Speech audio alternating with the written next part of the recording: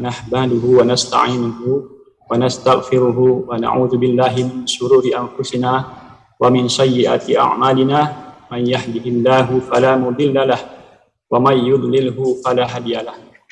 Asyhadu an la ilaha illallah wa asyhadu anna Muhammadan abduhu wa rasuluh la nabiyya ba'da. Pertama sekali marilah kita panjatkan puji dan syukur kita kehadirat Allah Subhanahu wa taala yang telah melimpahkan rahmat dan karunia-Nya kepada kita bersama. Dan alhamdulillah masih diberikan kesempatan, nikmat umur, nikmat waktu luang, sehingga kita masih bisa untuk mengikuti dan menjalankan ibadah puasa Ramadan dan mengikuti kajian di Regional Office 3. Selanjutnya selawat beserta salam kita sampaikan kepada junjungan kita Nabi besar Muhammad sallallahu alaihi wasallam dengan mengucapkan Allahumma shalli ala Muhammad wa ala ali Muhammad. Baiklah, mungkin untuk tidak memanjang mukadimah, kita ada beberapa susunan acara ya Ustaz, insyaallah.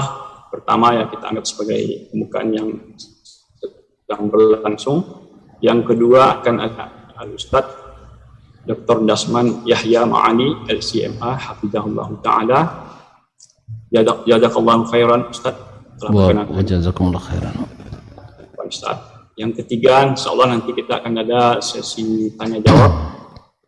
Kemudian yang keempat kita akan adakan sedikit quiz untuk dua pertanyaan Ustaz ya insyaallah, untuk agar gairah Islam dan semangat dalam bulan Ramadan itu tetap kita bangkitkan Ustaz.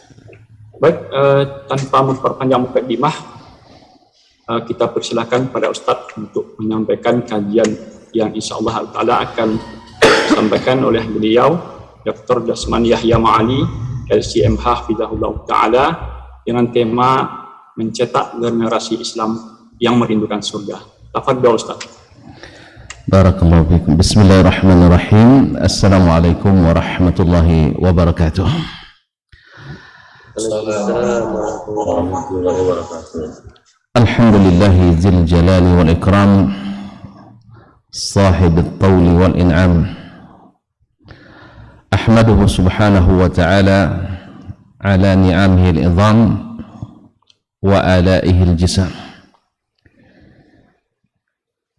أشهد أن لا إله إلا الله وحده لا شريك له الملك العلام وأشهد أن محمدا عبده ورسوله سيد الأنام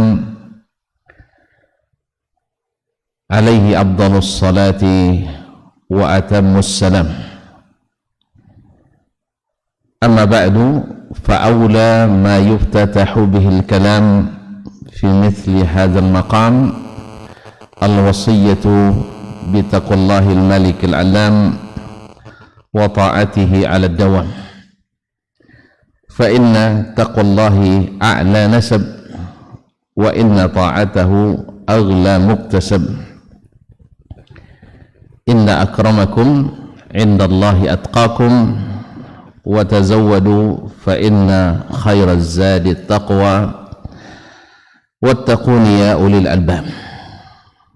Ma'asyiral muslimin wal muslimat, bapak-bapak dan ibu-ibu, para pimpinan dan karyawan PT TGI Indonesia yang mudah-mudahan senantiasa diberikan Allah Subhanahu wa taala taufik, hidayah dan inayah, khususnya di bulan Ramadan ini yang insya Allah semakin membuat amalan kita semakin bermutu, karena memang Ramadan ini menjadikan kita orang-orang yang paling bermutu. Ya ayyuhalladzina amanu kutiba alaikumus shiyam kama kutiba alal ladzina min qablikum la'allakum tattaqun. Hai orang-orang beriman, diwajibkan kepadamu berpuasa seperti mana telah diwajibkan kepada orang-orang sebelummu, agar kamu bertakwa. Nah, takwa itu adalah setinggi-tinggi peringkat. Dalam surat Al-Hujurat, Nabi katakan, Allah SWT berfirman, inna akramakum indallahi atqakum. Sesungguhnya yang paling mulia di antara kalian adalah yang paling bertakwa. Dan takwa adalah sebaik-baik perbekalan yang dibawa oleh seorang hamba baik di dunia maupun menuju akhirat. Allah mengatakan dalam surah Al-Baqarah di ayat-ayat tentang haji, wa tazawwadu fa inna khairaz zadi taqwa wattaquni ya ulil albab. Dan sebaik-baik perbekalan adalah takwa, maka bertakwalah kepadaku, kata Allah, wahai orang-orang yang berakal. Dan sebaik-baik wasiat adalah takwa, wasiatul awwalina wal akhirin, wasiat orang-orang terdahulu dan orang-orang yang datang kemudian, wasiatnya para nabi dan rasul, bahkan wasiat dari Allah subhanahu wa ta'ala kepada manusia. Ya ayuhan nas ittaqu rabbakum alladhi khalaqakum min nafsi wahidah. Hai manusia, bertakwalah kepada Rabbmu yang telah menciptakanmu dari satu jiwa, yaitu dari Adam alaihissalam. Oleh itu, maka dalam segala munasabah dianjurkan untuk berwasiat dengan takwa, seperti dalam khutbah-khutbah, baik khutbatul Jum'ah ataupun khutbah al-Idain, khutbah hari raya dan Idul Adha dan Idul Fitri. Salah satu rukunnya adalah al-wasiyah bittaqwa. Oleh itu, Bapak dan Ibu, saudara-saudari, keluarga besar TGI yang saya muliakan, hari ini kita duduk di sini atau bersama di majelis ini, juga kita menghimbau untuk senantiasa bertakwa. Salawat dan salam kepada baginda Nabi alaihi salatu wassalam, yang darinya kita belajar bagaimana menjadi orang yang bertakwa. Dari Nabilah kita bertahu langkah-langkah untuk menjadi orang yang bertakwa. Sebab ibarat orang yang ingin mencapai peringkat juara, kita tahu bahwasanya Nabi adalah sang juara. Ana atqakum lillah, saya adalah yang paling bertakwa kepada Allah. Bahkan di antara seluruh Nabi dan Rasul, beliau adalah imamnya, beliau adalah penghulunya, beliau adalah pimpinannya. Oleh sebab itu dibuktikan dalam hadis disebutkan bahwa Nabi SAW adalah yang pertama mengetuk pintu surga, dan di saat dibangkitkan beliau pula yang pertama dibukakan kuburannya. Dan di saat huru-hara hari kiamat di padang mahsyar, orang menunggu dengan dalam kondisi yang mencekam, serba ketakutan, Allah murka semurka-murkanya. Di saat itu para nabi dan para rasul pada angkat tangan, tidak bisa memberikan syafaat, tetapi Nabi kita alaihi salatu wassalam maju untuk memberikan syafaat. Ini tandanya bahwa Nabi alaihi salatu wassalam adalah yang paling takwa di antara seluruh hamba-hamba Allah yang bernama jin dan manusia. Oleh itu kita mesti bersyukur kepada Allah karena menjadi bagian dari pengikutnya, dan mudah-mudahan setia dan istiqamah. Oleh itu jasanya kepada kita sungguh banyak dan tak terkira dan terhingga, dan adatnya orang yang berjasa kita sebut-sebut dengan sebutan yang baik. Kita berterima kasih kepadanya dan selalu mendoakannya dengan doa yang terbaik, doa yang diajarkan oleh Allah yang maha baik. Inna Allah wa malaikatahu yusalluna ala nabi ya ayyuhalladzina amanu sallu alaihi wa sallimu taslima. Sesungguhnya Allah dan para malaikatnya berselawat kepada Nabi sallallahu alaihi wasallam. Wahai orang-orang beriman, berselawatlah dan ucapkanlah salam kepadanya sebanyak-banyaknya. Selanjutnya saya mohon maaf tadi karena pergi kuliah dulu menjelang sampai zuhur, dan suara agak terganggu sedikit karena batuk yang sudah lebih sebulan tidak sembuh-sembuh nih. Mudah-mudahan tidak mengganggu kegiatan ini. Ma'asyiral kiram yang dirahmati Allah SWT, Bapak dan Ibu yang dirahmati Allah. Tema kita menciptakan generasi yang selalu merindukan surga. Ada seorang anak SD seperti yang diceritakan oleh Dr. Abdullah At-Tayyar. Ada seorang anak SD di Perancis, di kota Paris. Ketika ibu gurunya bertanya kepada teman-teman sejawatnya dalam kelas tentang cita-cita mereka, tentang cita-cita masing-masing anak. Lalu yang ini menjawab, saya ingin menjadi, misalnya menjadi polisi. Ada yang menjawab ingin menjadi dosen, ada yang menjadi guru, ada yang ingin menjadi menteri, ada yang menjadi pimpinan perusahaan, ada yang menjadi konglomerat dan sebagainya. Tapi ada seorang anak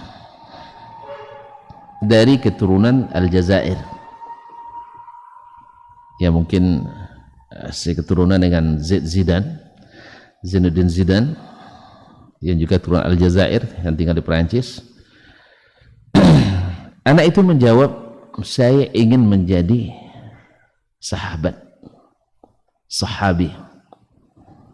Subhanallah, sang guru yang bukan beragama Islam waktu itu, dia tidak tahu dengan istilah sahabi, ingin menjadi sahabat Nabi alaihi salatu wassalam. Setelah selesai, ibu guru ini sengaja, karena memang keingintahuannya tinggi, dari sebanyak anak yang punya cita-cita yang menurutnya tinggi, ada yang ingin jadi pilot yang bisa terbang tinggi, ada yang ingin jadi menteri yang menjadi jabatan tertinggi setelah presiden, tetapi ini ingin menjadi sahabi, seorang dari sahabat atau sahabat Nabi alaihi salatu wassalam. Apa rahasianya dari anak ini, apalagi dia seorang anak orang Islam? Lalu datang berkunjung ke rumah sang keluarga tadi, keluarga anak. Lalu dia bertanya kepada ibunya, tadi di saat di kelas saya bertanya kepada anak-anak tentang cita-cita mereka. Masya Allah, ya, bahasa kitanya Masya Allah, ya, masing-masing menyebutkan cita-citanya dengan beragam profesi dan predikatnya. Tapi anak ibu mengatakan ingin menjadi sahabi. Apa maksudnya? Lalu dijawab oleh sang ibu, anak saya, sahabi itu adalah orang-orang yang hidup bersama Nabi Muhammad sallallahu alaihi wasallam, yang beriman kepadanya, mengikuti ajarannya, menganut agamanya, berjuang bersamanya, dan mati dalam keadaan Islam. Hidup bersama Nabi di masa Nabi, beriman kepada Nabi, beramal seperti Nabi, mengikuti ajaran Nabi, berjuang bersama Nabi, berdakwah bersama Nabi, kemudian wafat dalam keadaan Islam. Subhanallah. Lalu kenapa mesti seperti itu? Lalu sang ibu menjelaskan bahwasanya sahabat itu yang dididik langsung oleh Nabi Sallallahu Alaihi Wasallam adalah orang-orang yang cita-cita yang senantiasa ada di depan matanya adalah ingin masuk surga.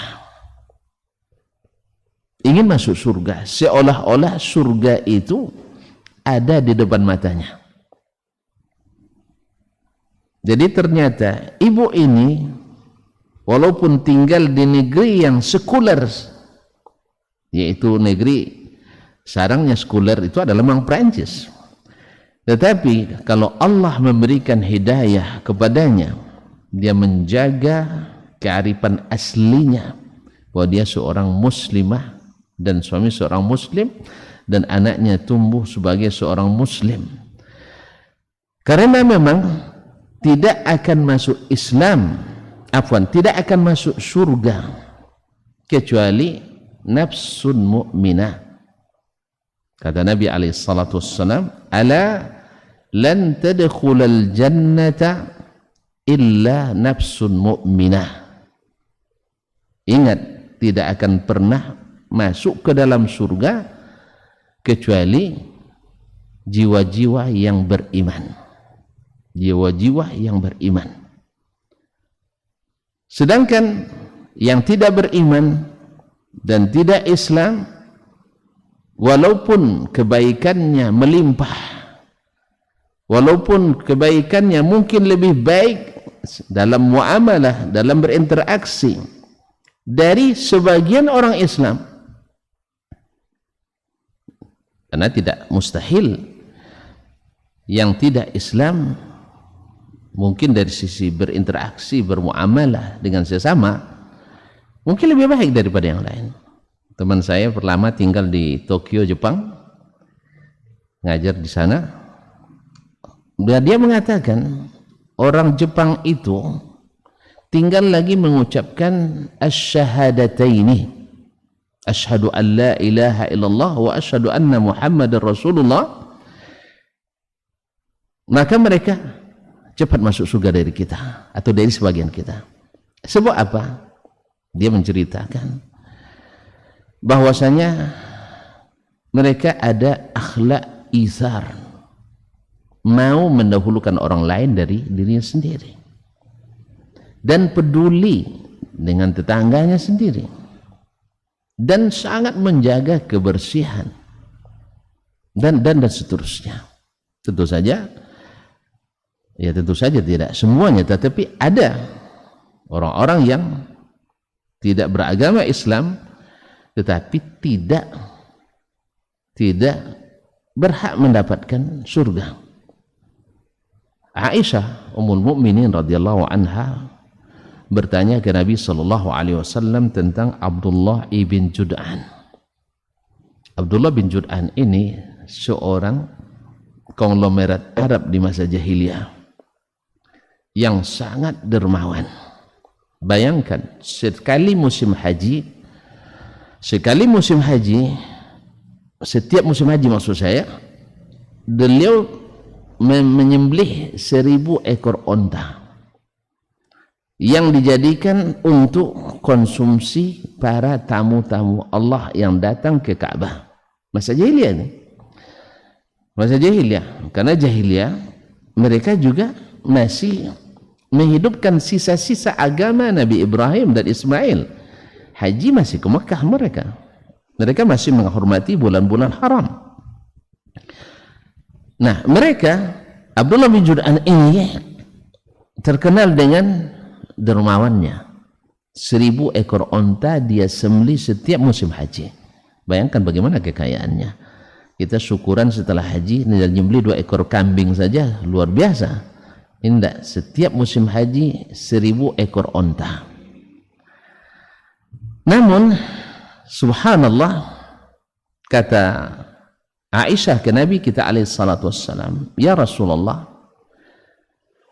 apa hal yanfa'uhu zalika? Ya, maaf, saking tingginya kancah-kancah, kuali-kuali besar untuk masaknya, sampai-sampai pengendara onta, pengendara kuda tidak perlu turun untuk mengambil makanan, cukup dari atas ontanya mengambil makanan secukupnya dan berangkat dan pergi. Kalau bahasa sekarang mungkin drive thru, yaitu ambil langsung beli langsung pergi dari kendaraan kita. Itu sudah ada sejak zaman jahiliyah. Juga bukan produk modern sebenarnya, itu zaman jahiliyah sudah ada, tapi versi yang berbeda. Nah, ini Abdullah bin Jud'an ditanya oleh Ummul Mukminin Aisyah radhiyallahu taala anha, hal yanfa'u zalika fil akhirah? Apakah itu bermanfaat baginya di akhirat? Jawaban Nabi alaihi salatu wassalam, la, tidak bermanfaat. Apa sebab?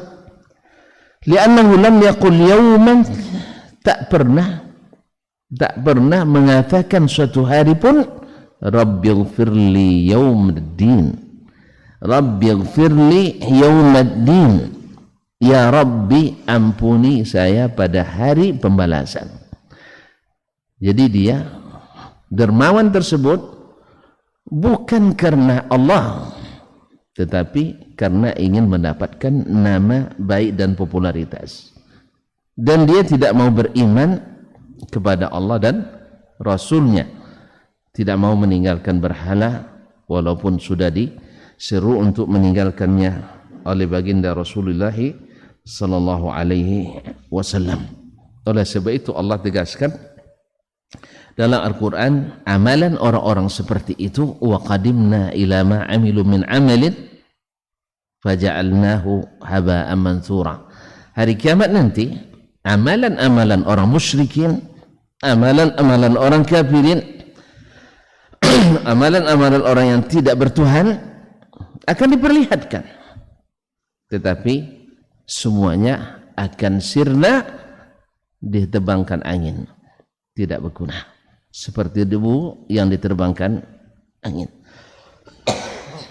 Bapak dan ibu yang dimuliakan, nah tadi ibu muslimah tadi berhasil di negeri sekuler, tetapi tinggal di negeri sekuler, tetapi berhasil menciptakan generasi perindu surga. Dengan apa dia melakukan itu? Kenapa dia menjadikan anaknya bercita-cita seperti sahabi? Ma'asyiral kiram, pertama, tidak ada generasi umat ini yang semuanya dijamin masuk surga. Tidak ada generasi umat ini, bahkan umat-umat sebelumnya, yang seluruh anggota generasi itu masuk surga semuanya, kecuali generasi sahabat. Kecuali generasi sahabat.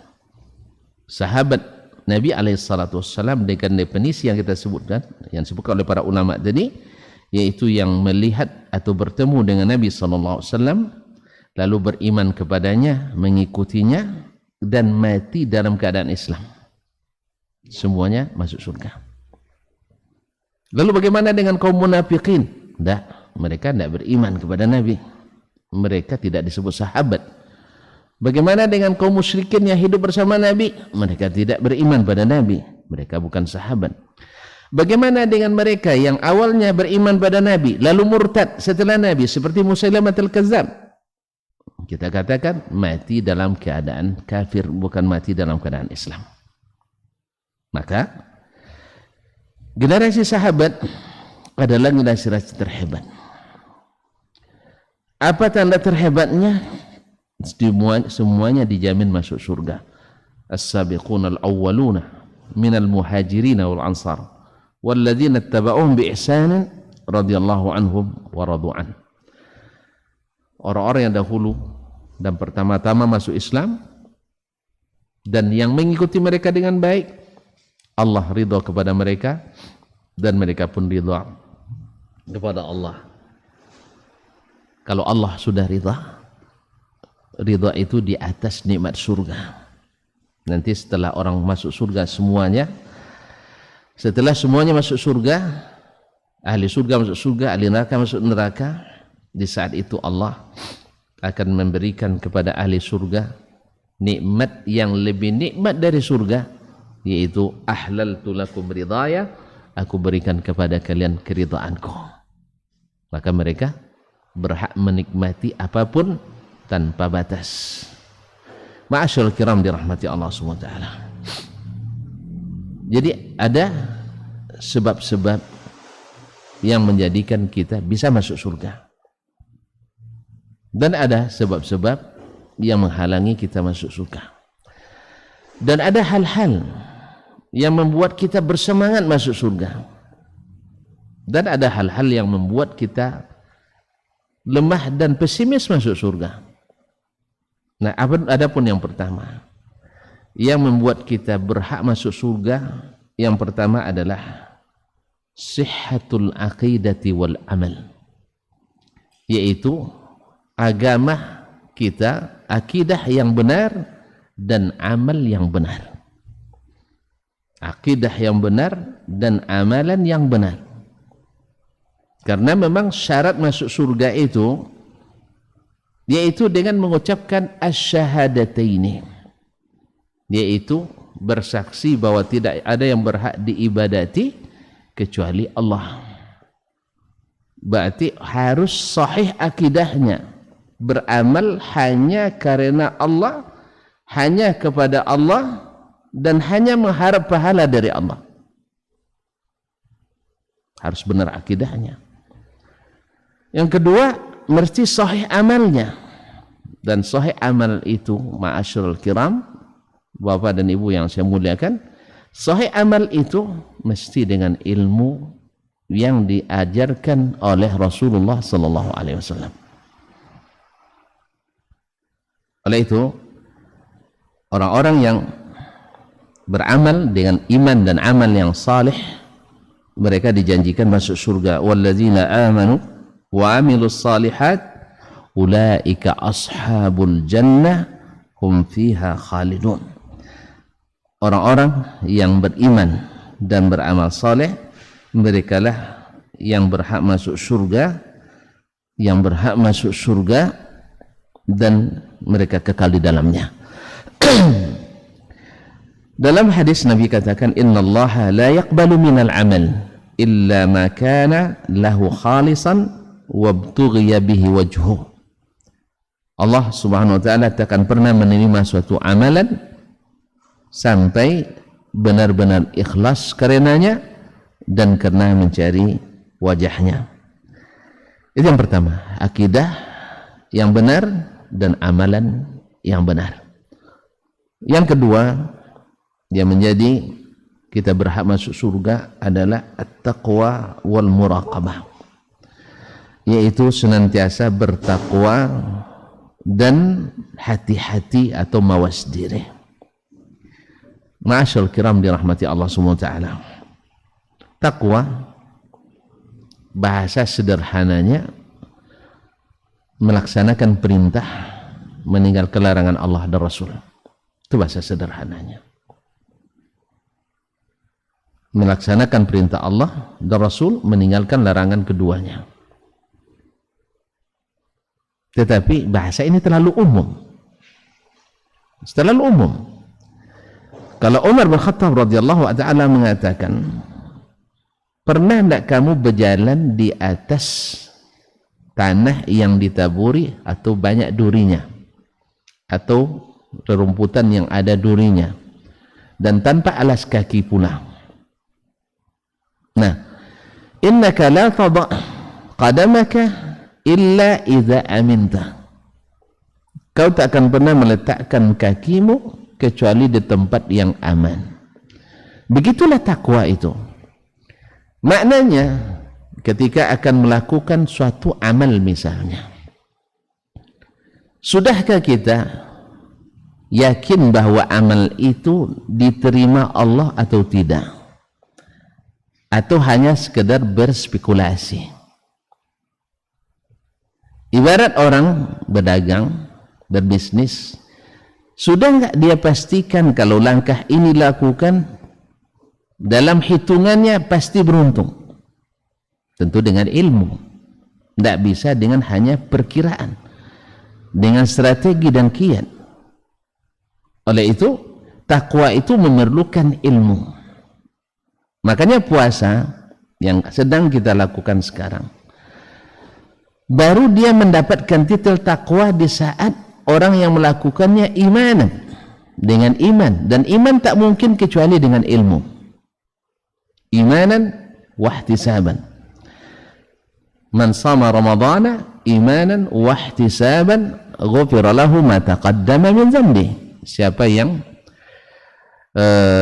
berpuasa karena iman, yakni membenarkan ini dari Allah, bahwa perintah ini benar-benar dari Allah, wahtisaban, dan mengharap pahala darinya, ghufira lahu ma taqaddama min dhanbi, diampuni dosa yang telah lalu akan dan diampuni dosa-dosanya yang telah lalu, ma taqaddama min dhanbi. Nah, bila kita dalam berpuasa ini misalnya sudah melakukan sesuai perintah dan tidak melakukan kecuali yang diperintah berdasarkan ilmu yang didatang dari Allah dan Rasulnya sallallahu alaihi wasallam, insyaallah kita akan mendapatkan takwa dan kita termasuk yang melakukan muraqabah dan hati-hati karena kita diawasi Allah SWT. Saat itu berhak kita mendapatkan janjinya, ala inna awliya Allahi la khawfun alaihim wa lahum yahzanun. Ingat, para awliya Allah, para wali Allah itu, ini kalimat wali bukan orang yang punya keanehan, tidak. Allah sendiri yang tafsirkan nanti. Para wali Allah itu adalah tidak takut dan tidak gentar. Siapa mereka? Allazina amanu, orang-orang yang beriman, wa kanu yattaqun, dan senantiasa bertakwa. Jadi wali tak nunggu keajaiban, tak nunggu sampai gila dulu, tidak. Wali itu adalah yang beriman dan senantiasa bertakwa. Beriman, membenarkan, meyakini dengan dasar ilmu yang benar dari Allah dan Rasul, kemudian mengikutinya dengan seksama. Itulah takwa itu. Apa balasannya? Lahumul busra, mereka dapat berita gembira fil hayatid dunya, dalam kehidupan dunia saja kita sudah merasakan nyaman. Makanya orang-orang bertakwa itu segala kesulitan yang dihadapinya jadi mudah, kerisauan jadi ketentraman, kesulitan jadi dimudahkan, rezeki yang kadang sempit Allah lapangkan. Wa yarzuqu min haitsu la yahtasib wa may yattaqillaha yaj'al lahu makhraja. Siapa yang bertakwa pada Allah, Allah jadikan jalan keluar dari apapun yang kesulitan yang dia hadapi. Dan dalam kesempitan apapun dia masih punya harapan. Lihat Nabi kita alaihissalam, ditolak dakwahnya di Makkah, mencoba untuk cari suaka ke kota Taif. Di sana banyak saudara yang sepersusuan, tapi penolakan lebih dahsyat lagi diterima. Tapi beliau tak putus asa. Beliau berdoa kepada Allah, Allahumma illam yakun bika alayya ghadabun fala ubali, ya Rabbi, andai engkau tidak murka kepada aku tidak peduli. Tak ada putus harapan orang yang bertakwa. Makanya mereka lahumul busra fil hayatid dunya, mereka mendapatkan berita gembira di dalam kehidupan dunia, wa fil akhirati, dan juga di akhirat. La tabdila li kalimatillah, tidak ada kalimat Allah, tidak ada penggantinya. Ketetapan Allah tak ada penggantinya. Zalika huwal fawzul azim, itulah kemenangan yang sangat besar. Ma'asyarul muslimin, muslimat, Bapak dan Ibu yang saya muliakan, kemudian di antara yang membuat kita berhak mendapatkan surga dan banyak amalan itu adalah taat kepada Allah dan Rasulnya sallallahu alaihi wasallam. Taat itu kaum muslimin, taat. Kalau bahasa kitanya manut, artinya yang tak pandai membantah. Kalau boleh saya contohkan dengan anak kita, anak yang taat itu atau murid kita atau anak buah kita, di saat diberi perintah dia cepat paham, kemudian cepat melaksanakan. Kalau dalam bahasa Arabnya tafa'ul sari', yakni reaksinya cepat, tidak ada mengkritik dan membantah. Itu namanya taat. Makanya kepada Allah Subhanahu wa taala, dan kalau orang beriman dia tahu Allah segala ucapannya pasti benar. Rasulullah SAW bila hadisnya sahih pasti benar. Ini orang beriman. Maka di saat melaksanakan perintahnya pasti menguntungkan dan pasti menyelamatkan, dan di saat dilarangnya bila dilanggar pasti membahayakan. Kalau sudah sampai pada tahap ini, tak perlu lagi untuk banyak berargumentasi. Kalau sudah paham, kalau bapak perintahkan kepada anak kecil kita misalnya, minta belikan sesuatu ke warung misalnya, anak yang taat, misalnya ibunya suruh nak belikan ibu sesuatu, ini sabun misalnya ke warung, anak yang taat dia akan pergi beli sabun. Tapi ada anak yang kadang karena cerdasnya lebih cerdas, dilihatnya sabun kan belum habis mu, sabun belum habis mah, lalu apa ujung-ujungnya? Nggak usah beli sekarang. Kalau gitu nanti kamu lupa.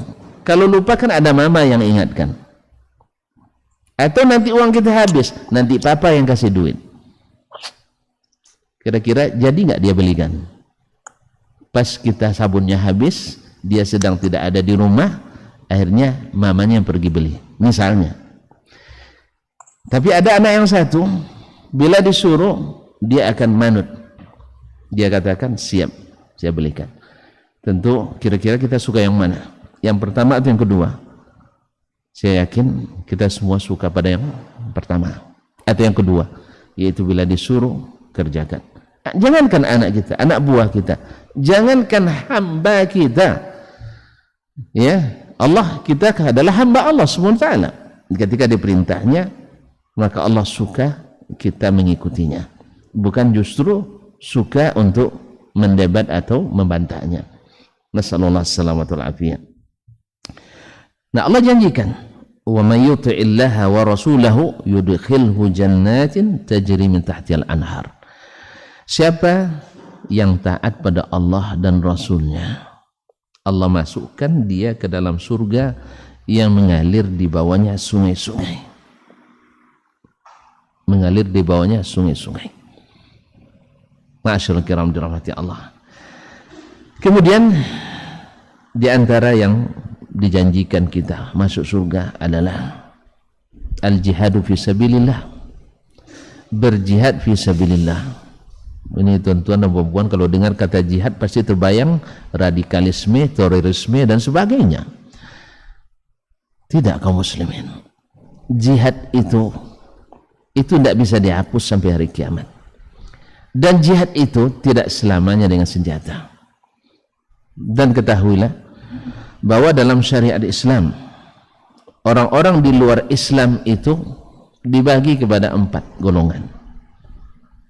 Orang kadang asal kafir, asal musyrik, asal munafik, habisi. Ini bukan dari Islam, salah paham dalam Islam.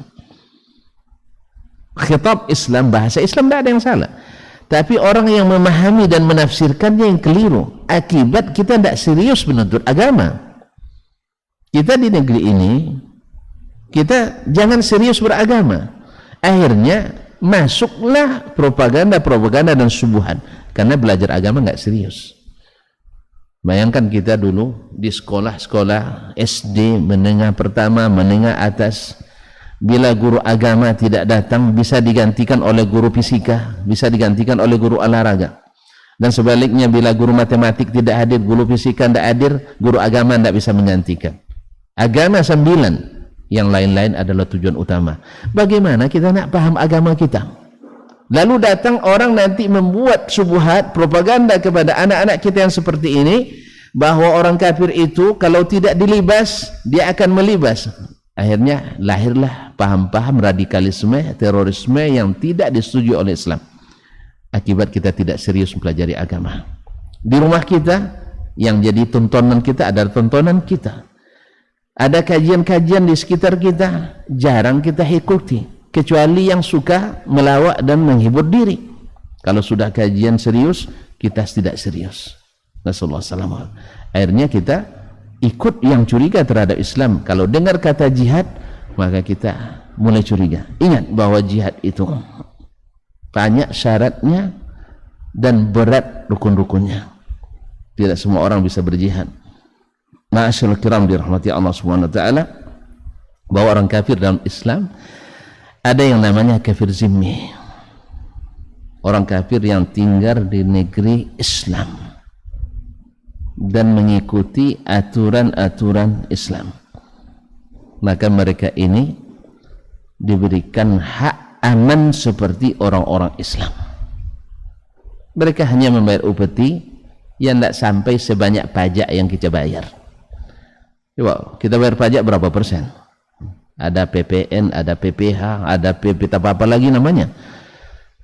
Mereka hanya bayar sedikit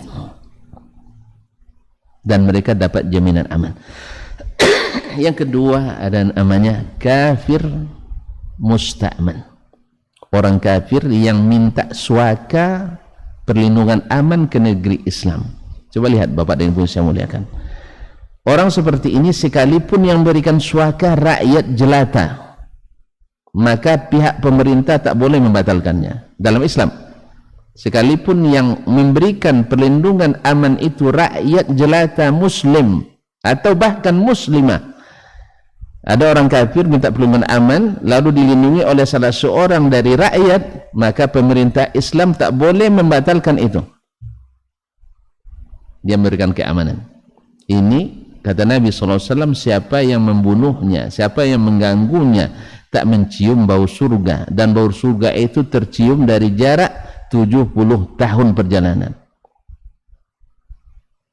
Dan yang ketiga, kafirun mu'ahad, orang kafir yang terikat perjanjian dengan orang Islam, dengan negeri Muslim, baik perjanjian usaha, kontrak usaha, atau perjanjian dagang, atau perjanjian politik dan sebagainya, perjanjian keamanan, maka siapa yang mengganggunya sama, tidak membawa surga.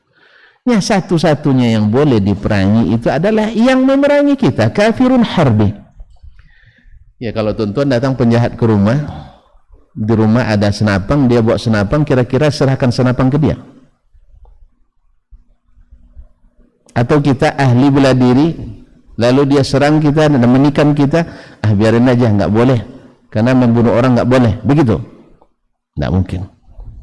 Orang memerangi kita, maka diperangi.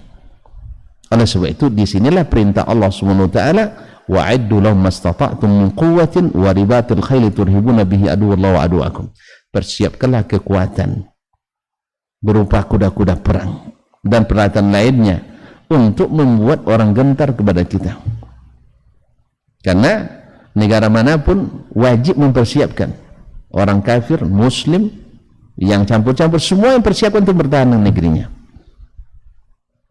Ma'asyiral kiram dirahmati Allah, dan hukum Allah, dan bahkan yang kita sebut dengan hukum alam, bahwasanya bila kita dizalimi, tentu kita akan mempertahankan diri minimal dan membalas sesuai dengan kezaliman yang diberikan kepada kita alami. Baik, Bapak dan Ibu yang saya muliakan, ini sebab masuk surga. Allah menyebut, innallaha ashtara minal mu'minina anfusahum wa amwalahum bi anna lahumul jannah. Sesungguhnya Allah membeli dari orang-orang beriman, lagi beriman nih. Apa itu anfusahum? Jiwa-jiwa mereka. Wa amwalahum, dan harta-harta mereka. Berarti ada jihad dengan jiwa, ada jihad dengan harta. Ada jihad dengan jiwa, ada jihad dengan harta. Nah, kenapa didahulukan jiwa? Para ahli tafsir menyebutkan jiwa semua orang memiliki, tapi harta tidak semua orang memiliki untuk bagi berjihad. Maka didahulukanlah diri. Yang kedua, diri lebih mahal. Bila seorang mampu berjihad untuk mengorbankan dirinya, pasti lebih mampu berjihad mengorbankan hartanya. Nah, jihad dengan harta, ma'asyarul kiram dirahmati Allah Subhanahu wa taala, jihad dengan harta itu tidak hanya dalam kondisi perang. Kita di hari-hari seperti ini, kaum muslimin banyak yang terbelakang ilmunya, maka jihad kita menyebarkan ilmu yang benar sampai ke masyarakat. Sebab berapa banyak sekat-sekat yang membuat ilmu yang benar itu tidak sampai. Berapa banyak hal-hal yang menghambat sehingga akidah yang benar tidak sampai. Orang masih punya keyakinan-keyakinan yang na'udzubillah membuat murka Allah Subhanahu wa taala. Seperti tuan-tuan saksikan sendiri kemarin pawang hujan kehujanan. Subhanallah, negara-negara yang sudah semaju ini masih percaya dengan klinik-klinik seperti itu. Berarti ilmu akidah yang benar belum sampai. Dan justru setelah, walaupun gagal total, tapi masih banyak peminat dan tawaran dan kontrak. Subhanallah kaum muslimin. Alangkah kalau ini berarti jahiliyah dulu lebih hebat dari kita. Mereka dengan arah terbangnya burung tiarah, mereka sudah bisa menentukan untung atau ruginya perjalanan.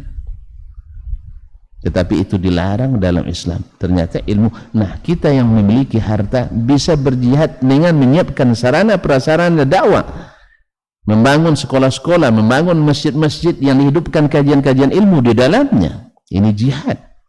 Atau membangun rumah-rumah untuk orang-orang yang tidak beruntung, orang-orang yang rezekinya jangan untuk apa, untuk rumah, untuk makan saja payah. Kita buatkan yayasan-yayasan sosial. Ini jihad. Berapa banyak anak-anak yang potensi, anak orang-orang Islam yang potensi tetapi tidak punya biaya untuk melanjutkan kuliah atau melanjutkan sekolah. Kalau ini diberdayakan, ini juga termasuk bab jihad yang luas. Makanya di antara yang menyebabkan kita juga masuk ke dalam ini, masuk surga adalah talabul ilmi, menuntut ilmu. Menuntut ilmu itu memudahkan jalan surga. Dalam hadis sahih Nabi mengatakan, man salaka tariqan yaltamisu fi ilman sahalallahu bi tariqan ilal jannah. Siapa yang menempuh satu jalan untuk ilmu, Allah mudahkan baginya jalan ke surga. Nah, apa yang membuat kita merindukan surga seperti anak tadi merindukannya?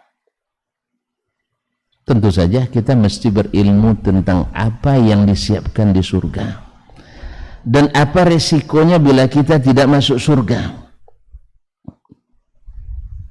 Maka para Nabi dan Rasul telah menyampaikan kepada umatnya bagaimana sesungguhnya siapa yang taat kepada Allah masuk surga itu kaum muslimin dan muslimat dirahmati Allah. Di akhirat itu tidak ada tempat kecuali dua.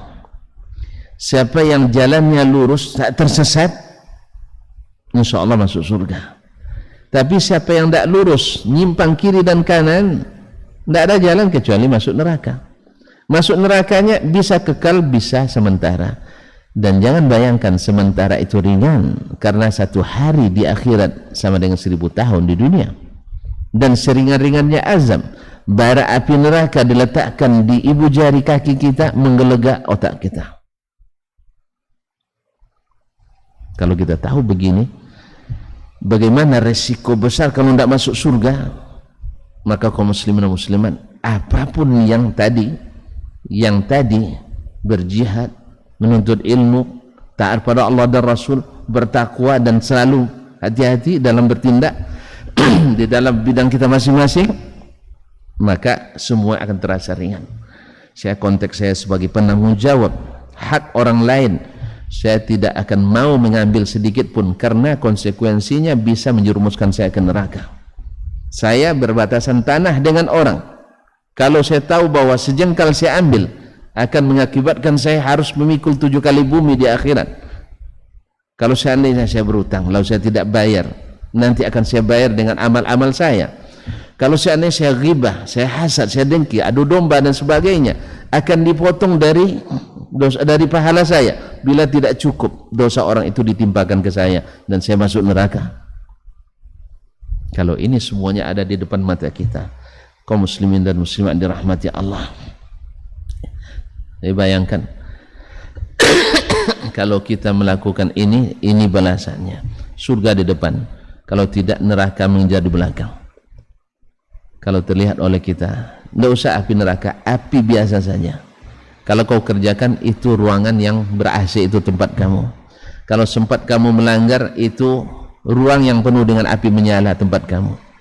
Tidak ada kita akan memilih untuk tidak melakukannya. Baru ruang ber-AC.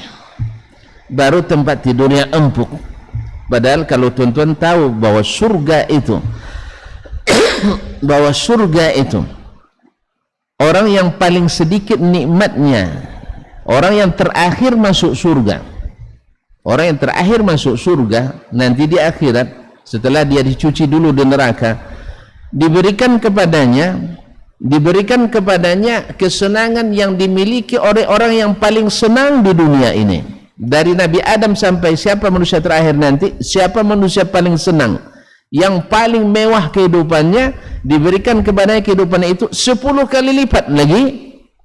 Itulah surga paling rendah bagi orang yang ini. Ma'asyarul kiram dirahmati Allah.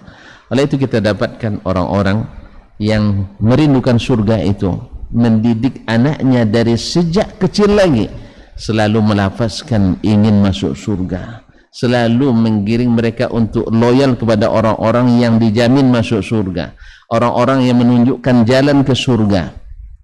Karena memang kita aslinya dari surga. Nabi Adam alaihissalam dulu, wa qulna ya Adam uskun anta wa zawjukal jannah, wahai Adam, tinggallah engkau dan keluargamu di surga ini, cuman wala taqraba hadhihi syajara, jangan dekati pohon itu, nanti fatakuna minadh zalimin, kamu akan termasuk orang zalim. Tapi syaitan mengganggu, syaitan membujuk, syaitan merayu. Subhanallah, Adam yang begitu sudah langsung Allah sendiri mengatakan kepadanya, masih tertipu oleh pedaya syaitan. Bagaimana dengan kita yang jarang baca Quran, jarang baca hadis Nabi, jarang di majelis ilmu, bagaimana nak rindu kepada surga? Karena kerinduan itu akan lahir di saat kita mengenalnya. Dan kita kalau sudah mengenalnya, kita akan mencintainya. Di saat mencintainya akan merindukannya.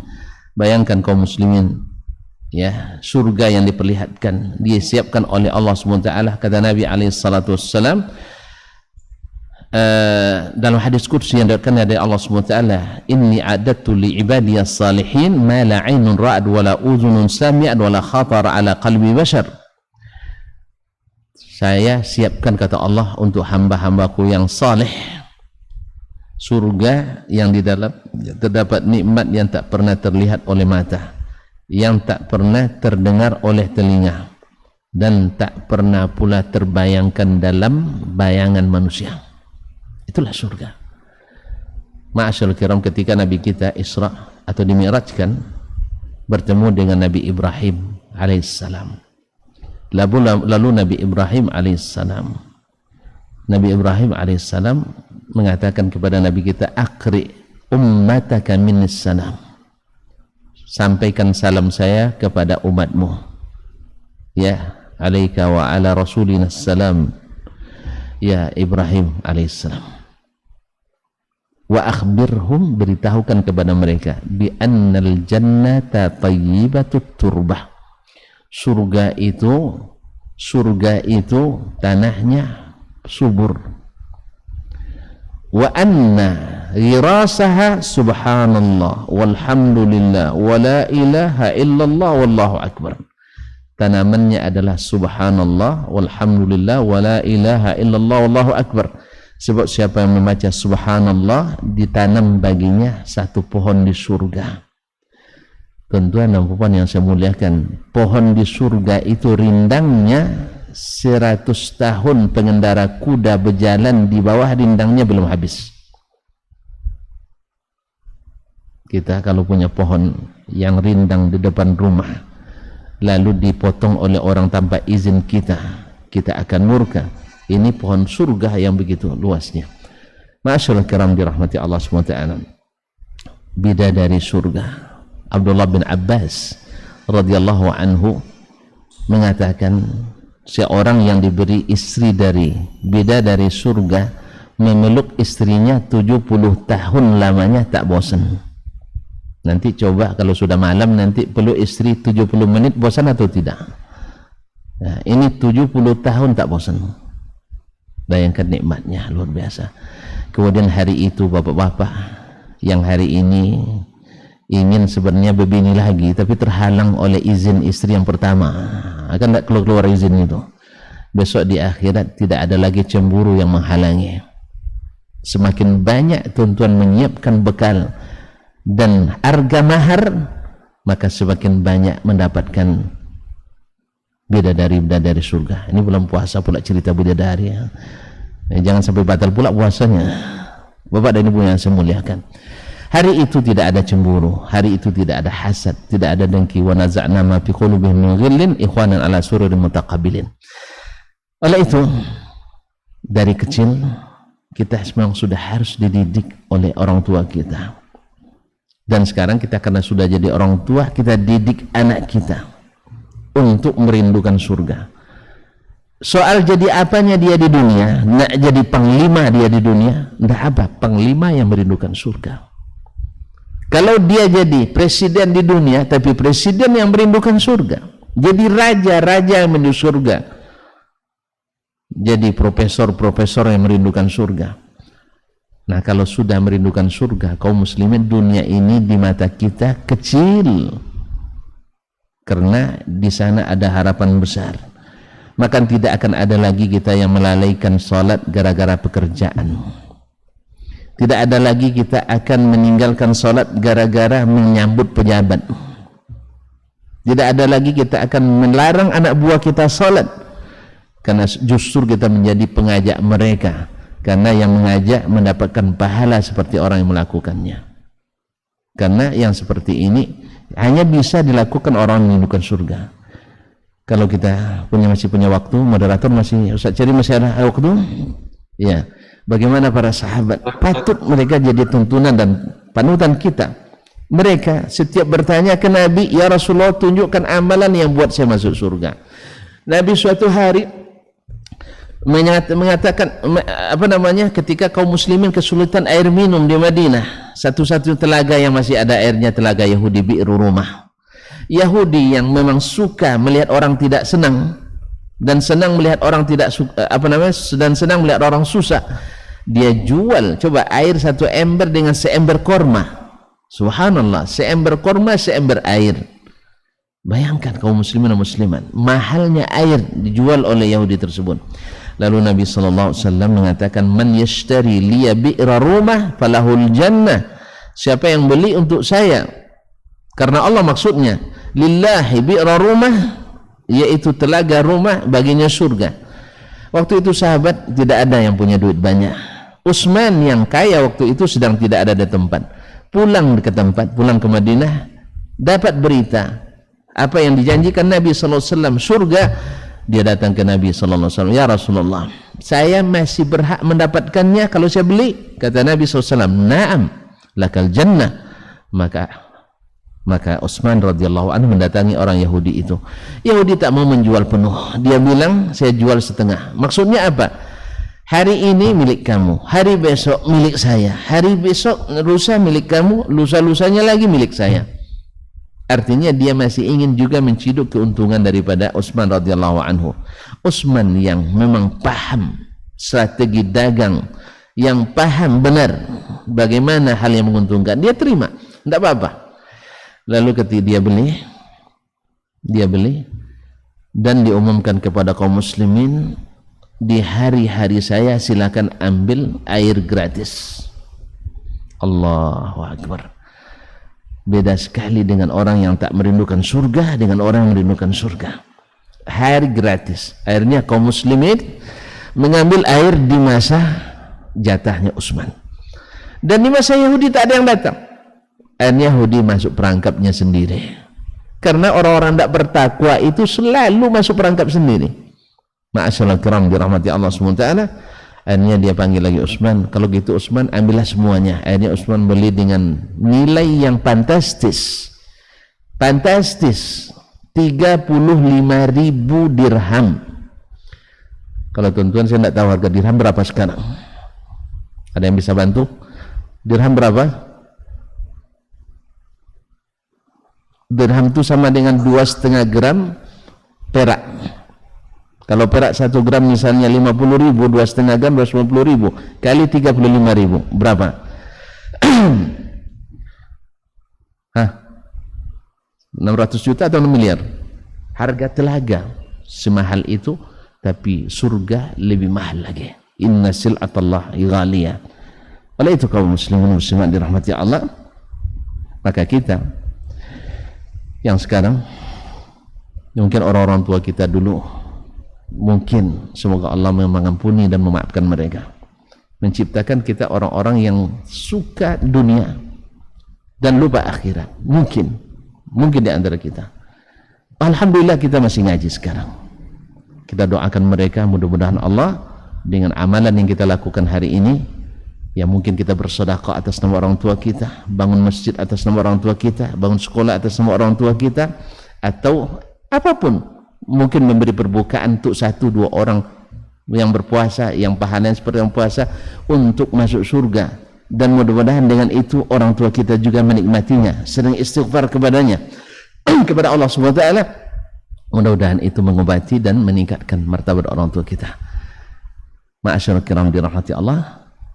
Dan sekarang dari sekarang kita berangkat, ajak anak-anak kita untuk senantiasa menghadiri majelis-majelis yang menghidupkan kita atau merindukan, buatkan kita merindukan surga.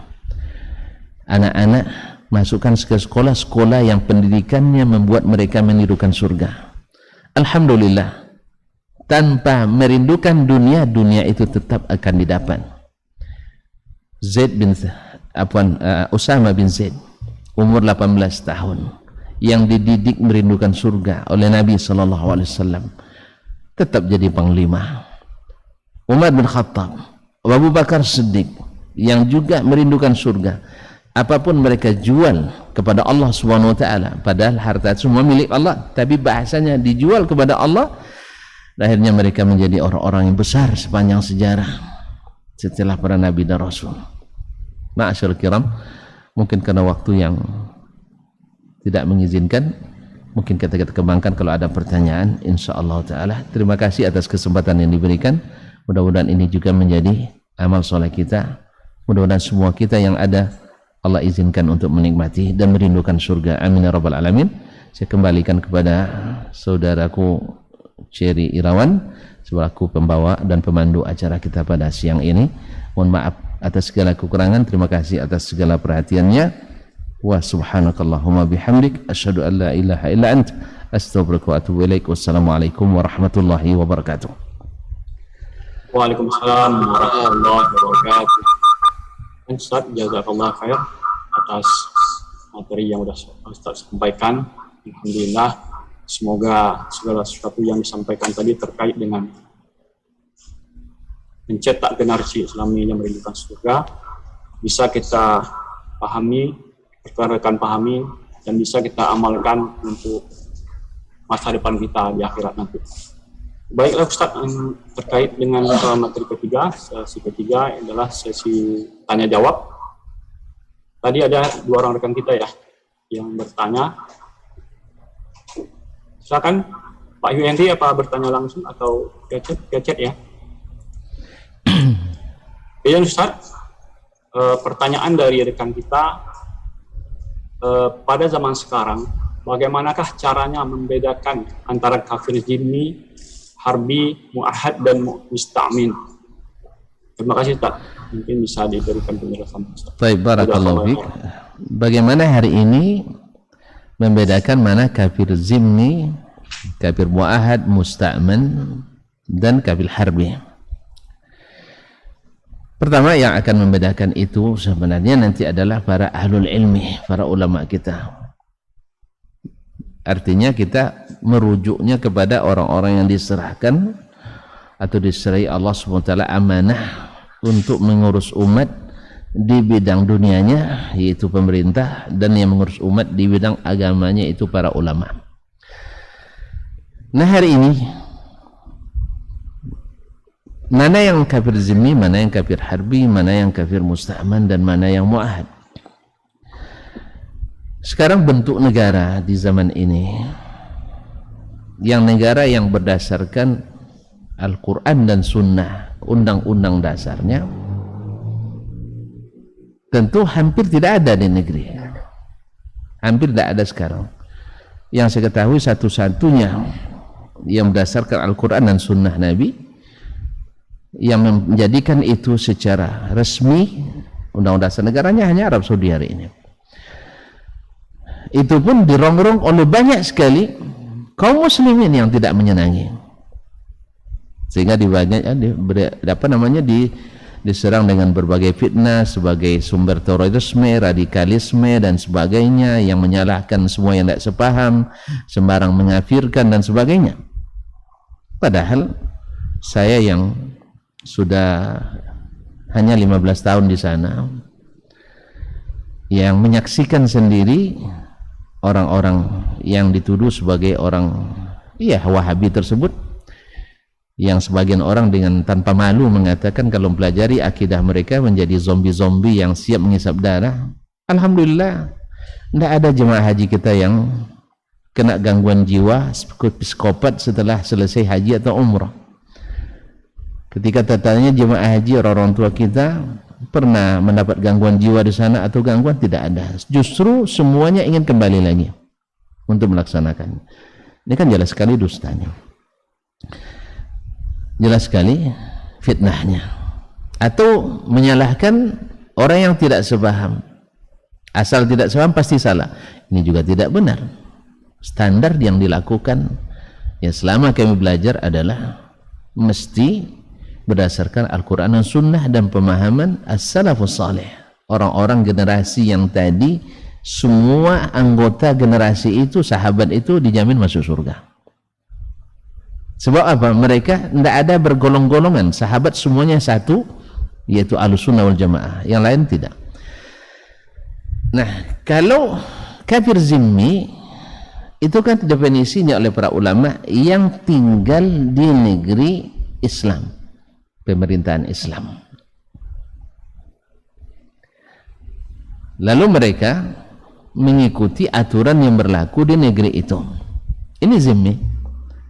Andainya misalnya ada yang tinggal menjadi warga negara Arab Saudi, kalau boleh dikatakan itu sebagai negara Islam, walaupun sebagian nanti mungkin tidak menerimanya, karena kita orang sekarang ingin seperti zaman Abu Bakar dan Umar. Tentu rakyatnya mesti seperti Ali dan Utsman.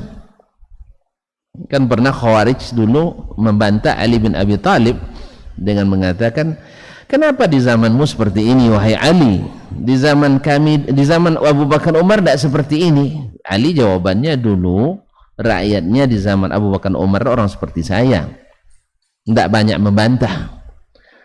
Tapi sekarang di saat saya memerintah, rakyatnya seperti kalian, disuruh sering membantah, dilarang tidak mau dilarang. Akhirnya beginilah kacaunya negara. Jadi azimmi yang tinggal di negeri yang melaksanakan atau negeri Islam, dengan makna kalimah negeri Islam, baik khilafah maupun kerajaan Islam, yang dasarnya Al-Quran dan Sunnah dan menerapkan syariat Islam. Kalau tuan-tuan nak tahu faedah menerapkan syariat Islam itu, walaupun dengan penuh kekurangan, tentu tidak sempurna. Tidak mungkinlah rakyatnya seperti kita atau seperti orang sekarang, lalu ingin pula seperti zaman Abu Bakar Umar. Mustahil. Sering jemaah bertanya, Ustaz, pemimpin kita banyak yang korupsi katanya. Saya jawab, kita rakyat lebih duluan korupsi dari pemimpin sebenarnya. Buktinya ketika kampanye, datang partai ini kasih kaos, kita terima juga. Ini datang kasih sajadah, kita ambat juga. Ini bawa tikar masjid, diambil juga. Sampai ada yang meminta kembali setelah kalah. Ini bukankah sogok namanya? Jadi calon pemimpin itu naik karena menyogok rakyatnya. Besok setelah mereka jadi, rakyat nak berurusan harus disogok juga, karena mereka dulu sudah menyogok. Jadi tidak usah salahkan pemimpin sekarang, kita yang salah memang, karena kita adalah orang-orang yang lebih duluan disogok dan mau menerimanya. Bagaimana nak adil, jujur dan adil, bagaimana nak bersih kalau kita sendiri rakyat masih bisa ditipu dengan itu? Maka yang salahkan, kita yang salah sebenarnya. Kalau kita siap meninggalkan itu semuanya, saya yakin suatu saat akan lahir pemimpin-pemimpin yang sesuai dengan rakyatnya. Seperti kata Ali bin Abi Thalib, kama takunu yuwalla alaikum. Kemudian bila kita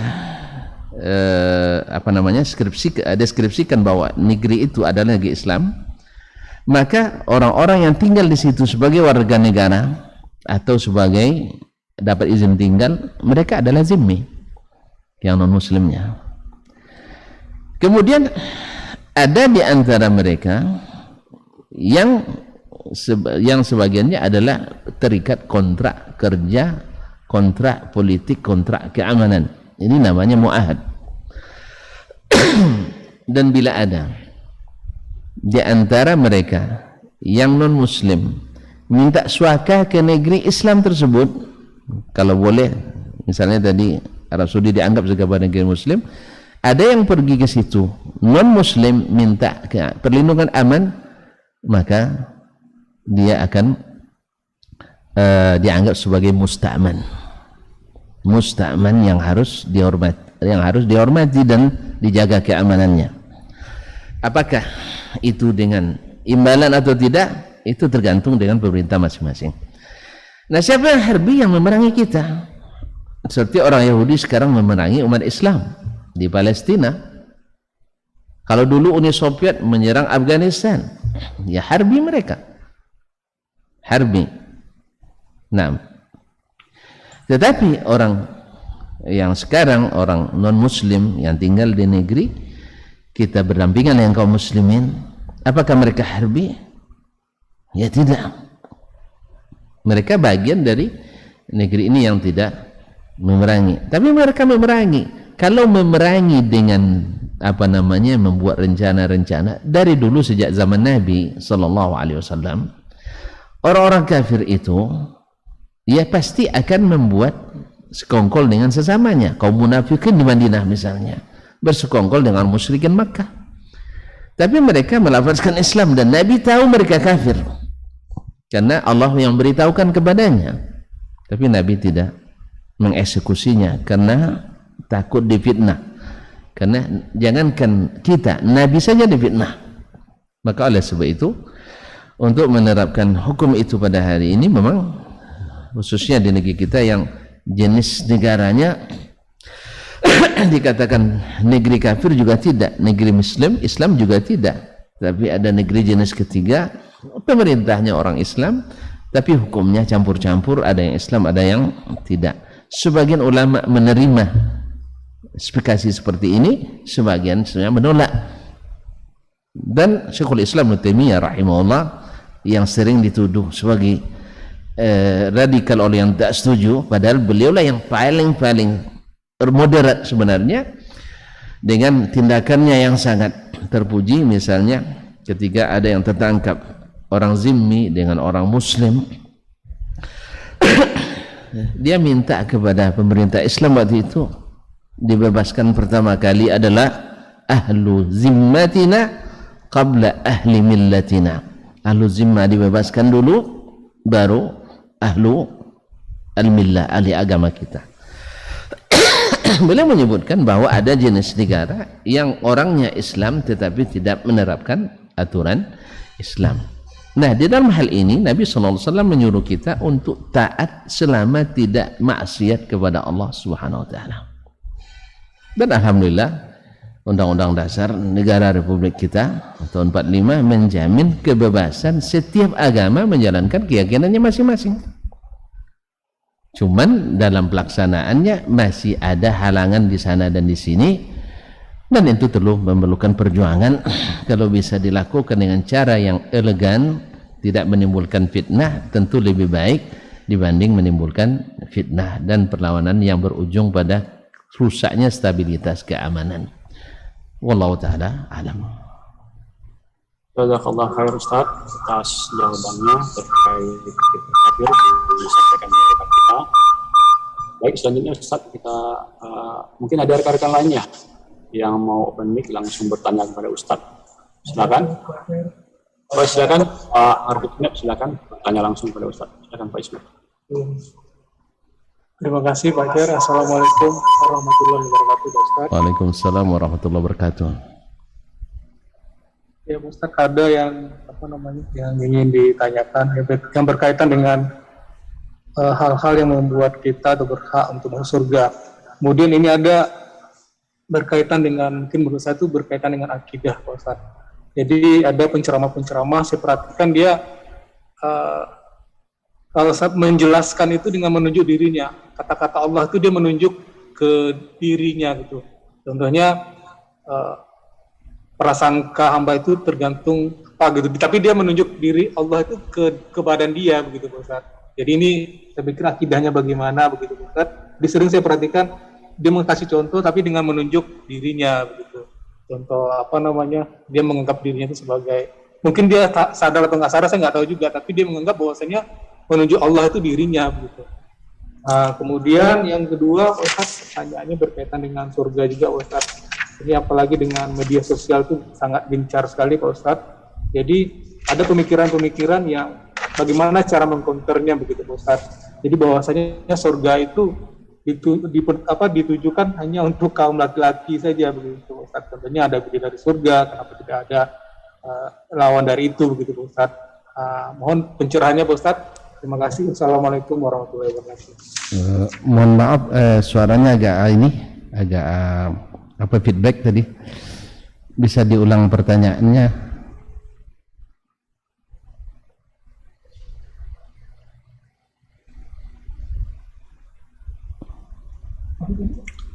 Mungkin moderator bisa mengulang pertanyaannya? Ya Ustaz, Hah? mungkin bisa dijawab Ustaz. Ya, silakan Ustaz dijawab. Suaranya apa? Feedback mantul tadi. Iya Ustaz, agak feedback. Silakan, udah main bagus Ustaz. Apa Ustaz, ini waktu kita mungkin tinggal nggak sampai 10 menit lagi lah Ustaz. Mungkin kita bisa to the point aja Ustaz. Jazakallah. Mohon maaf, masih kurang jelas. Oh, pertanyaannya nggak jelas tadi Ustaz ya? Ya, kurang jelas. Oh, mungkin Pak Ismet bisa diulang kembali pertanyaan Pak Ismet untuk to the point. Oke Pak Ustaz, Tolong mikrofon berkaitan dengan akidah Pak Ustaz. Jadi ada penceramah-penceramah itu dia menjelaskan bahwasanya Allah itu diri dia gitu. Allah di dirinya gitu. Ya, maksudnya prasangka bagaimana tapi dengan menunjuk dirinya gitu. Ada penceramah saya perhatikan kayak gitu. Jadi akidahnya bagaimana Pak Ustaz? Oh gitu. Kemudian yang kedua itu tentang ada pemikiran-pemikiran di media sosial sosial bahwasanya surga itu diperuntukkan hanya untuk kaum laki-laki begitu. Contohnya keterangan-keterangan dari dengan menggunakan logika lah. Diperuntukkan untuk? Katanya dari surga dan sebaliknya. Oh, laki-laki saja? Iya, ada pemikiran gitu di media sosial. Ada pernyataan salah satu mantan ustadz yang telah ustadz, dia di media sosial menyatakan bahwasanya ada pemikiran-pemikiran kalau seandainya tidak kita counter itu akan susah begitu, akan diterima mentah-mentah oleh anak-anak kita, dan kita juga susah begitu Pak Ustadz. Karena memang dari dari yang saya jelaskan gitu Pak Ustadz. Silakan Pak Ustadz. Terima kasih Pak Ustadz. Assalamualaikum warahmatullahi wabarakatuh. Saya menjawab pertama, insya Allah orang yang berkeyakinan bahwa Allah itu ada dalam dirinya atau ada dalam hatinya atau mengatakan Allah itulah dirinya, misalnya, ini tentu saja adalah kesesatan yang nyata, karena dengan demikian dia sudah menjadikan dirinya sebagai bagian dari Allah Subhanahu wa taala. Ini yang dikenal dengan wahdatul wujud, yaitu menyatunya eksistensi Allah pada diri seseorang. Ini biasa aliran sufi yang ghulu, seperti yang dikenal dari Ibnu Arabi Al-Makki At-Ta'i. Dia sampai mengatakan laisa fi jubbati illallah, di dalam jubah ini tidak lain hanyalah Allah. Nah, kalau dirinya sudah menjadi Allah, maka dia bilang man ya'bud wa man yu'bad, ainal abi wa ainal ma'bud, mana yang beribadah, mana yang diibadati. Oleh sebab itu dia sabit, dia tidak menunaikan syariat Islam lagi. Salat tidak, puasa tidak, halal haram baginya semuanya sama. Maka orang ini jelas-jelas dihukum keluar dari Islam oleh para ulama di zamannya dan yang setelahnya. Demikian juga yang diriwayatkan daripada Jalaluddin Ar-Rumi dan sebagainya, Al-Farabi, mereka yang berpemahaman hulul wal ittihad ini. Padahal Allah menyebutkan dirinya di alal arsh, di atas arsh. Tapi susahnya orang menerima ini. Allah yang mengatakan, Rasul menyebutkan, dan para ulama di zaman as-salaf ijma' akan makna itu, tapi hari ini jadi perdebatan panjang karena mereka memakai rumus manusia atau makhluk untuk mengukur al-khaliq. Sebab dalam bahasa kita kan kalau di atas berarti menempati yang di bawahnya, itu kan makhluk. Al-khaliq tentu berbeda. Tidak mesti dia menempati, tidak mesti dia membutuhkan. Kalau kita katakan mesti, berarti hukum kita, hukum alam. Allah itu bukan alam. Hukum makhluk, Allah itu bukan makhluk. Jadi yang benar adalah Allah itu di atas arasnya, di atas langit ketujuh, dan itu yang dikabarkan oleh Allah sendiri tentang dirinya, dan dikabarkan oleh Rasulullah SAW dalam ribuan hadisnya, baik secara tekstual maupun kontekstual, baik secara implisit maupun secara eksplisit, semuanya disebutkan bahwa Allah di atas. Yang kedua, kondisional. nah, ya, Ya, lanjut Ustaz.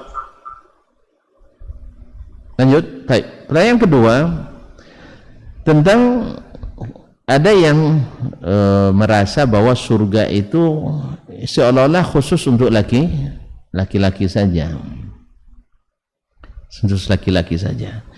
Ini orang belum pernah merasa masuk surga, memang patut dia begitu, dan belum mengenal surga.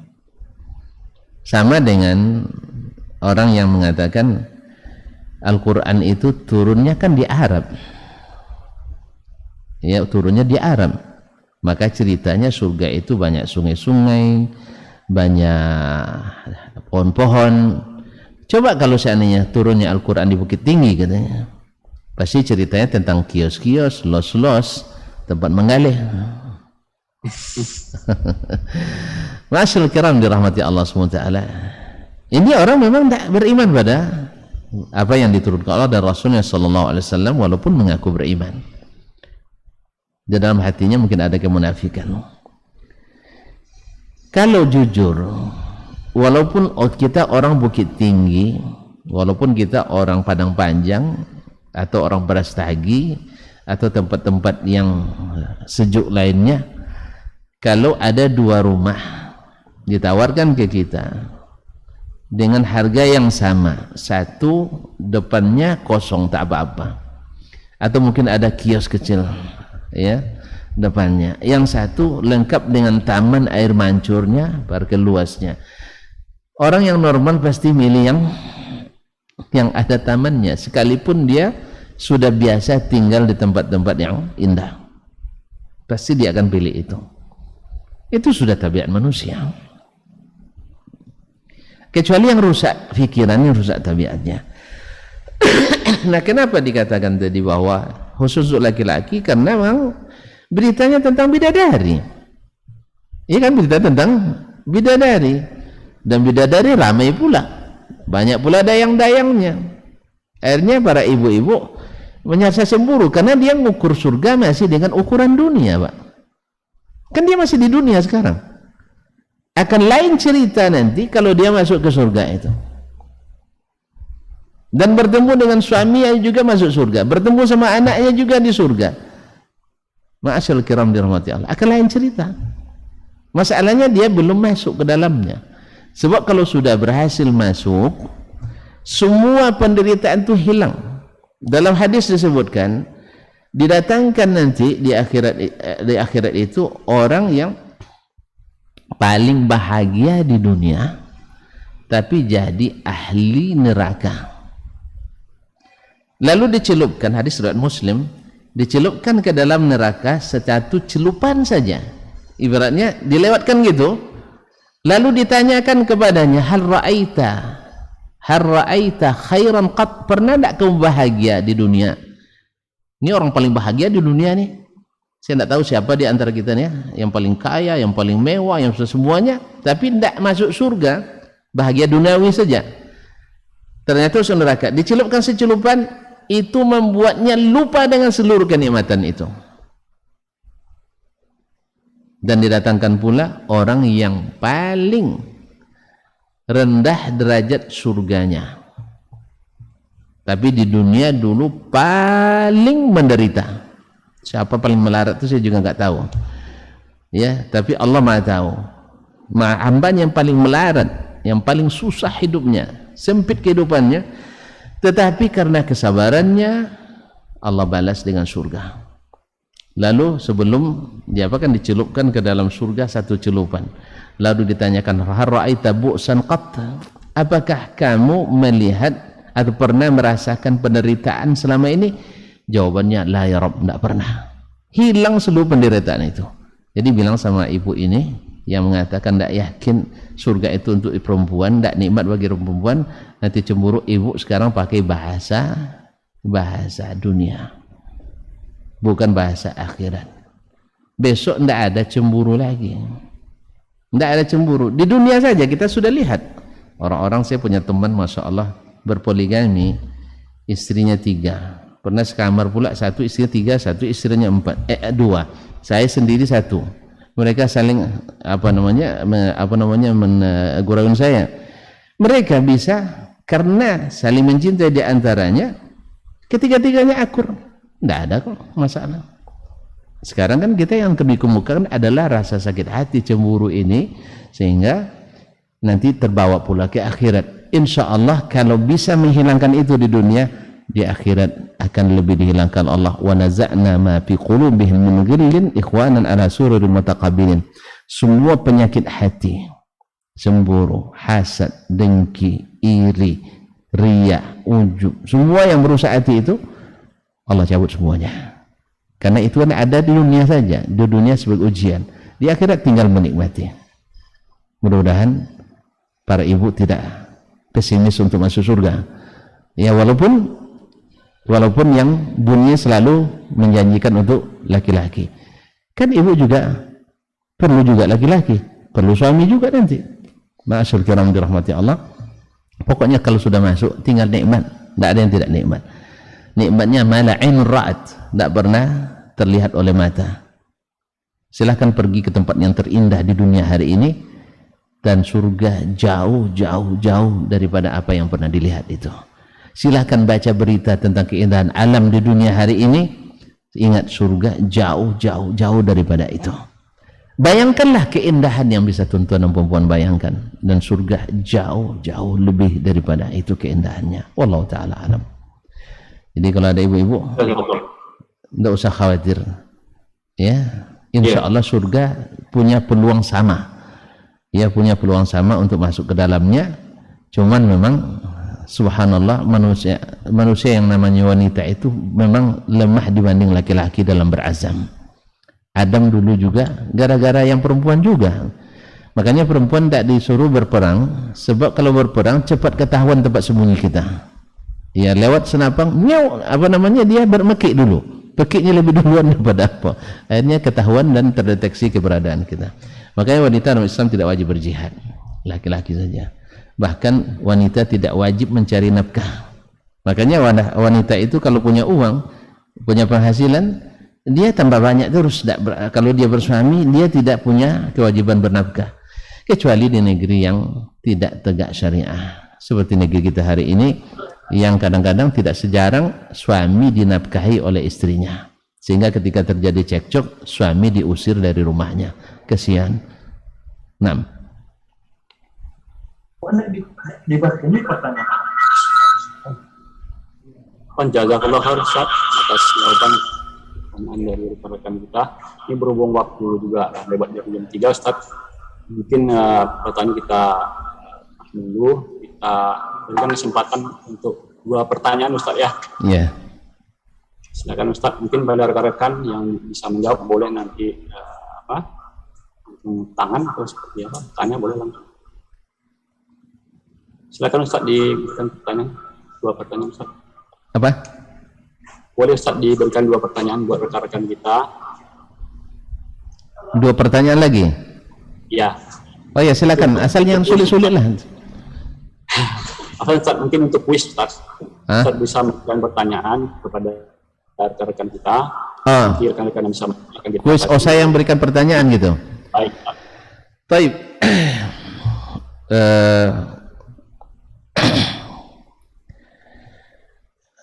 Tadi sudah kita sebutkan bahwa generasi sahabat itu generasi yang semuanya masuk surga. Sekarang pertanyaannya, siapa yang disebut dengan sahabat itu? Baik. Baik rekan-rekan semua, siapa yang bisa menjawab silakan dengan tangan. Pak Jer ya, Pak Jer. Ya. Siapa Pak Arif Ismet ya? Arifis, Masya Allah. Oke, silakan Pak Arif. Iya Pak Ustadz, sahabat Nabi adalah orang-orang yang hidup bersama Nabi, masa Nabi berjuang dan berdakwah dan wafat dalam keadaan Islam. Ya Pak Ustadz. Ya, beriman kepada Nabi ya, bukan hanya bersamanya, beriman kepadanya. Dan orang-orang yang hidup bersama Nabi, kemudian di masa Nabi berjuang, berdakwah dan wafat dalam keadaan Islam. Masya Allah. Nah, betul. Betul Ustaz. Ya, Betul Ustaz ya. ya. Alhamdulillah. Satu pertanyaan lagi, 3 kuisnya Ustaz. Baik. Sesungguhnya surga itu tanahnya sangat subur.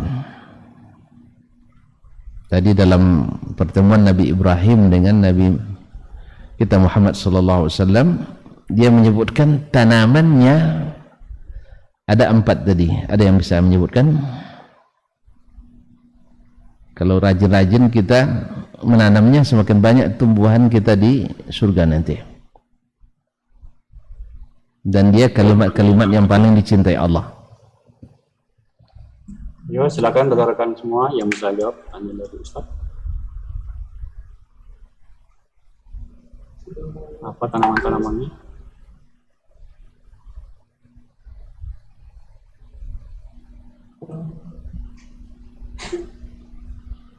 Yo, rekan-rekan semua ada yang bisa jawab, mungkin bisa menjawab ya. Mungkin ibu-ibu ada yang jawab dia. Ya, ibu-ibu. Biar nanti tidak bilang lagi surga khusus untuk laki-laki. Nah. Iya. Bu Dewi Intan juga, Bu Devi, Bu Niza mungkin bisa dijawab. Izin ya, siapa? Rekan kita, boleh dijawab pertanyaannya. Oh ini ada jawaban dari Bu Niza nih Pak Ustadz. Jawabannya Gaharu Cendana dan Bidara Ustadz. Subhanallah.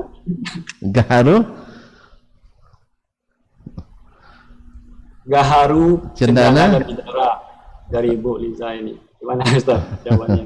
Enggak, kita nak menanamnya dari sekarang. Apa yang harus kita ucapkan? Ya, mungkin siapa rekan lain? Ucapan apa yang mungkin kita bisa sampaikan? Saya Bang Ferry. Baik, Pak Hudri silakan. Akbar, Masya Allah. Subhanallah, walhamdulillah, wala ilaha illallah, Allahu Akbar. Masya Allah, Allahu Akbar. Betul. Jadi subhanallah, walhamdulillah, wala ilaha illallah, wallahu akbar. Perbanyak baca itu setiap hari, setiap saat. Insya Allah semakin banyak tumbuhan di surga kita. Terima kasih, jazakumullah khairan. Baik Ustaz, alhamdulillah jawaban kuis sudah sesi 4 sudah berakhir. Alhamdulillah kita ucapkan barakallahu fikum jami'an kepada Ustaz yang telah menyampaikan kajian Islam pada kali ini, pekan pertama 9 Ramadan 1443 Hijriah.